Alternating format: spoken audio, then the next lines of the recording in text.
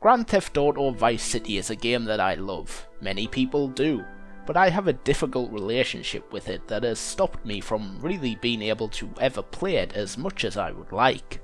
You see, ever since I was young, I've been deathly scared of the airport and planes in not just Vice City, but most games. And though I have mostly conquered this fear in more modern games, something about Vice City's planes still freak me out. Weird, I know. But I recently had the idea to do something I've never done before, and that is to 100% complete what is probably my third favourite game of all time.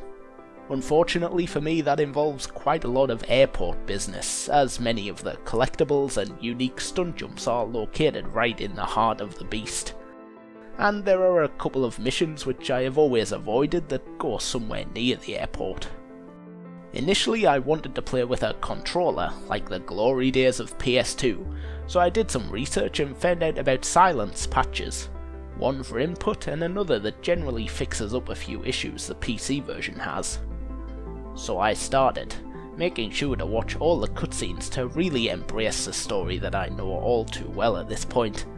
I played the first few missions, failed the first rampage I came across.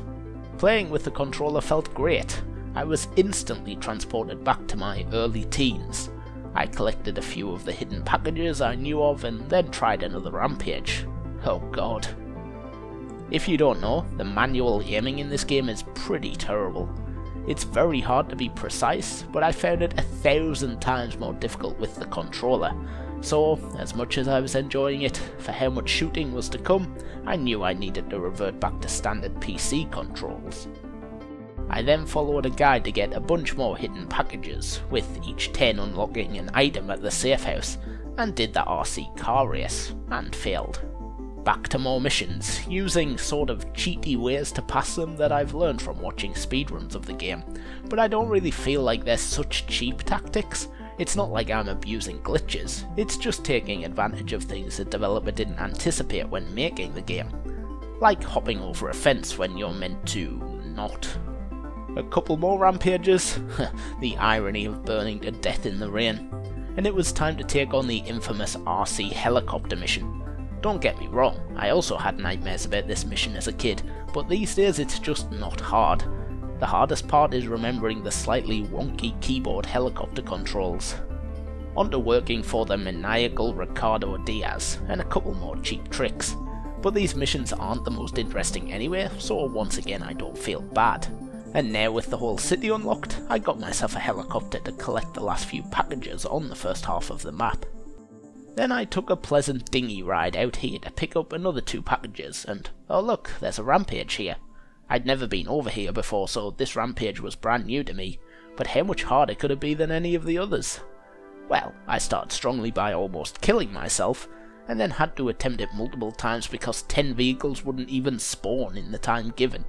I think I got a bit lucky, or was rather unlucky at first, because I eventually got a wanted level which forced a bunch of police boats to spawn, and that made it easier. More packages, and then more missions. Auto side took me a couple of tries, Sir Yes Sir was as easy as ever, and once again I utilised a speedrunning trick for Death Row because that mission is so bloody frustrating. How about that paramedic side mission now? Increasing my maximum health to 150 will be really helpful in the later missions. What's that? That isn't the reward for paramedic? God damn it. Well, infinite sprint is nice too. So now onto the Pizza Boy mission, which actually does increase your health. These vehicle side missions are very tense as you have to beat all the levels in one run, on one vehicle, without fucking up or running out of time. The ambulance can only hold 3 passengers at once, and your bike only carries 6 pizzas, so considered routing and careful throwing is key.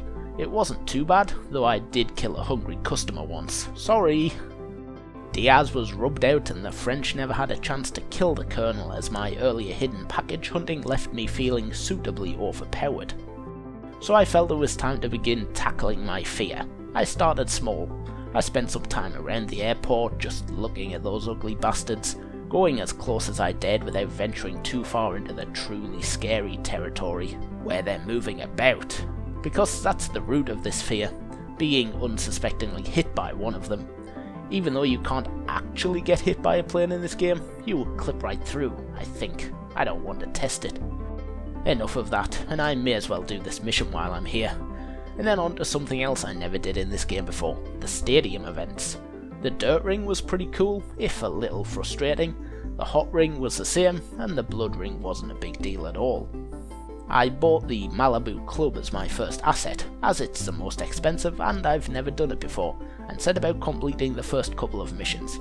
Pretty fun. And after the shootist I stuck around the gun range to unlock the fast reload ability, which once again I never knew about. Back to the airport, and I was a lot braver.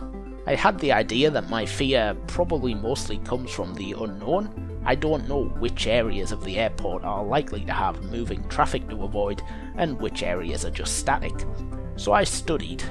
I watched a plane come into land, and having read that the planes land and then take off again earlier, I watched as it drove a bit, turned around and set off again.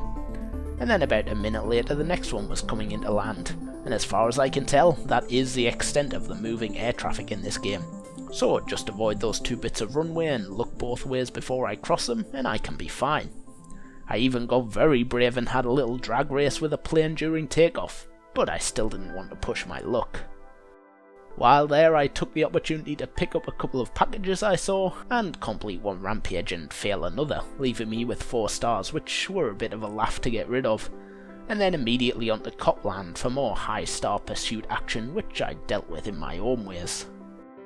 With the Vercetti estate now generating its $5,000 a day, I turned my attention back to the Malibu to complete that so it too would start generating money. The Driver, a notoriously unforgiving mission, a quick save outside the club to make restarting the mission quicker should it decide to fuck me, and fuck me it did, oh my brothers, right where it hurts. Just look. Yeah, I clearly went through that marker and it didn't register, what the? And then the save got corrupted. Frantic searching of the error code revealed nothing except that, yes, my save was corrupted. Oh, and this advice to always stagger your file over many slots, which is great and all, but doesn't really help me now, does it? Man, I was really enjoying playing this game again, in a much more dedicated manner than I've ever done before, and then this happens. And I was starting to conquer my fear of the airport. I won't let this beat me though. As much as it may suck, I will jump back on the horse again, although the side missions will now be more frustrating than interesting, and the hidden packages a chore. I will not be defeated.